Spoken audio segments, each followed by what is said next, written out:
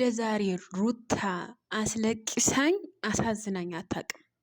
እኔ ሩታ የማውቃት በጀግንነቷ በጎበዝነቷ እኔ እንጃ በጣም ጎበዝ ታታሪ። እኔ እንደዚህ ሩታ በቃ ታለቅሳለች ከአይኗ ኢምባ ይወጣል ብዬ አላሰብኩም ነበረ። ሰላም ጤና ይስጥልኝ የሌላ ግሮስ ቤተሰቦችዬ፣ እንዴት ናችሁ? ደህና ናችሁ ወይ? ለቤቴ አዲስ ከሆናችሁ ላይክ፣ ሼር፣ ሰብስክራይብ ሳታደርጉ የትም ቦታ እንዳትሄዱ እና ሀሳብ አስተያየታቸው ኮሜንት ስር እጠብቃለሁ የኔ ማሮች የኔ ፍቅሮች።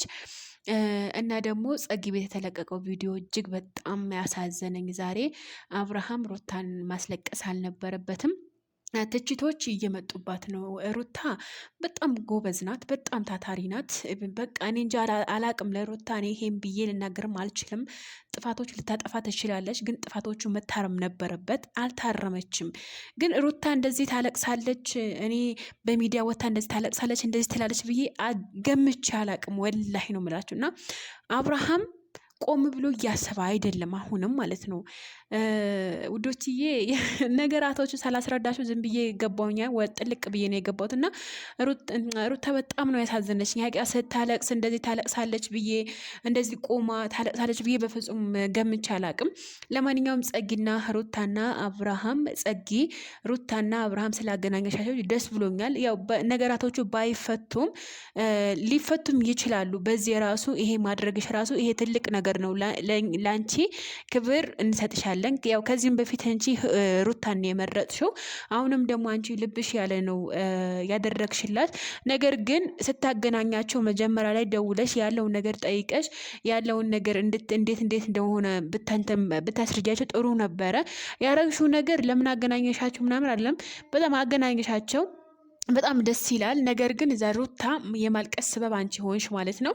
ሩታ ትንሹም ትልቁም የሚያቃትም የማያቃትም አብርሃም በሰሞኑ እንደዚህ በመሆኑ ብዙ ሰው ወቅሰዋታል። ብዙ ሰው እንደዚህ አንቺ ነሽ እንደዚህ ያደረግሽው፣ አንቺ ነሽ መተት ያደረግሽበት፣ አንቺ ነሽ ከሰዓቱና ሀብሉ እንደዚህ ያደረግሽው፣ ብዙ ነገር ተብላለች፣ ብዙ ነገር ችላለች፣ ብዙ ነገር ያን ነገር ራሱ እውነት አብርሃም የልጇ አባት ነው። እሺ መተት ልታደርግ አትችልም ሩታ ማለት ነው በፍጹም። ምክንያቱም እኔ እንጂ አላቅም፣ እኔ ሩታ አደረገች ብዬ አልገምትም ማለት ነው ውዶችዬ። ለምን ሰው ላይ ጣታቸው አትቀስሩ።